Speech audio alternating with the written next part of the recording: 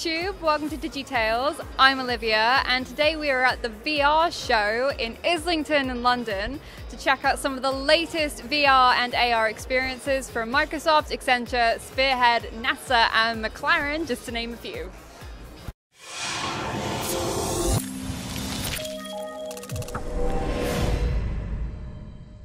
So Olivia's in the Furchester Hotel.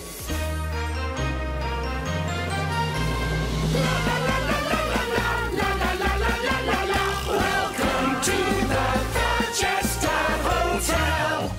And it's a game that we developed for Dock 10. It's based on the timer system and it uses the gaze technology. And the idea is that you have to spot the Muppets within a set time, basically. So within 2 minutes, I think, is the time frame. The record's 51 seconds.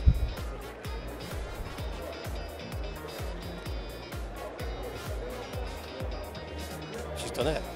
Olivia, you started off so well. You started off so well. I don't know. It is.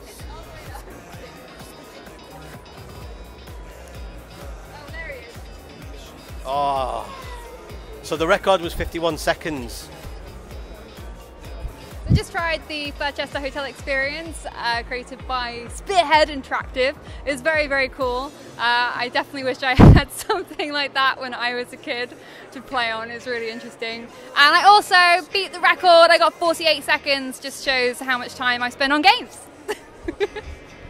Okay. So Olivia's playing the RBS Six Nations, which we built in collaboration with Accenture.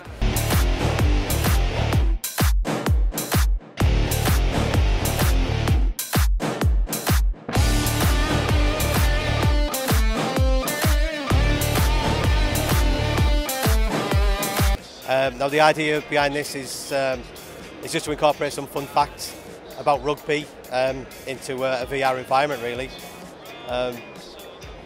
Published this year for the RBS Six Nations tournament, which took part in February.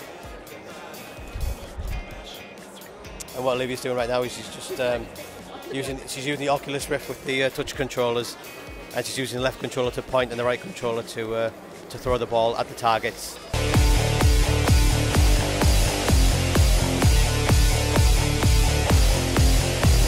So I'm here with Dan from Spearhead, so just going to ask him a few questions. So Dan, tell me a little bit about Spearhead and what you guys do. Cool, yeah. So Spearhead is an emerging technology agency. We solve client commercial challenges using emerging tech. We're mainly B2B, and we specialize in the development of real-time 3D content. So we take products, components, plants, sites, and cities, and we integrate all sorts of functionality and animation and data to those visualizations in order to solve those challenges for our clients. And that can range from anything from an interactive sales tool for a product through to a facilities management application where you can switch the walls on and off and see what's going on, right the way through to monitoring control systems for the built environment and smart cities in Industry 4.0. Okay, very cool. So I've tried out a couple of your demos here. One was the Sesame Seat demo, which is very cool. And then I also tried out the Six Nations demo, which is really interesting. Tell me a bit about Six Nations and what you guys have done there and how you kind of got involved in them. Yeah, so we've built quite a good, strong relationship with Accenture, and Accenture are lead technology partners for the RBS Six Nations. We've supported Accenture a couple of times with the Girls for STEM events and various other things going forward, so we're building quite a good relationship there. We got in touch, we showed them what we were up to, they had a project that we could deliver on, and we'd been experimenting with the Oculus Rift and the touch controllers for a little while, but we'd never done any kind of mixed reality stuff at that point. So with Accenture coming in and handling that aspect, and we kind of took some of the software development side and handled some of that for them and brought it to life in the way that they wanted to. But also very much about how we could visualize the data that they wanted to get from the RBS Six Nations experience and wrap it into a piece of software that contains four main component parts: a tutorial system that people can learn and easily understand the main core functions and ways to use the software. What we then have is a way for them to feel empowered, to give them that kind of godlike feeling. So after you've learned the tutorial, raising the stand around you, you're getting that whole experience. And then it was the meat and the bones, the data visualization side of things. So using what you've learned in the tutorial to throw the ball to players, to bring up the stats for the various aspects of the experience. And then finally just without wanting to make the content too dry, giving them a weird and wild experience at the end by just hitting the red button and having the rugby balls rain from the sky, so that it's just frantic and manic to end it. And then just ending it on a high. So you're just on this big curve, and it's just planning the solutions and architecture around the end purpose and objective you're trying to meet. Okay, very cool. It was a really great experience, so thanks for chatting to us. Not at all, enough for that.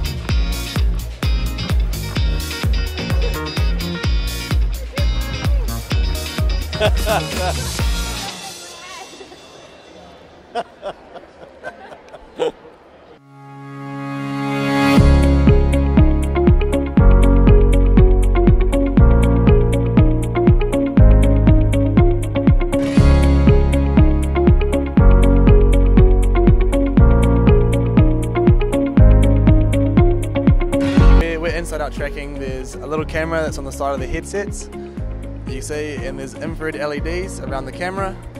They shine a light into the reflective stickers on the roof. So what happens is you randomly place the stickers on the roof or on the ceiling, and as you walk around, it'll pinpoint and lock every sticker in its position, and it'll remember it. So you'll save that map, and then you'll load the map into the headset, so you can then, when you walk around, it'll like work out where you are positional wise in X, Y, and Z, and then it'll put you in the virtual world and pinpoint you, so you can sort of walk around freely. Like, the idea is you could put stickers on the roof of this building, and you could drop.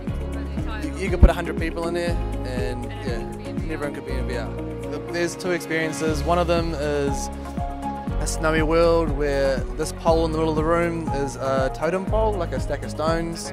So you can walk up, you can grab it, and there's a virtual fence around the outside that you can see. So essentially you can walk around in the virtual world, but you still can walk up to the fence and grab it. So you can still feel the difference between real and not. The other one is no fences. You walk into a room, you see a door, you walk through the door, it sort of teleports you to a new scene, and then you find another door, and it just takes you through 4 different scenes, and then you find your way back to the main door, which is over there, take your headset off, and you're back in the room again. So, Installation you guys have done before, do you know? VR side, we haven't really done too much. Like our studio at our work is probably the highest at the moment, 3 meters, but in terms of actual star tracker, we've done studios 20 meters high.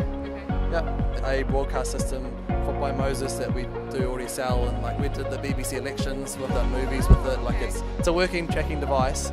We've just got the technology, simplified it, put it on the side of your head.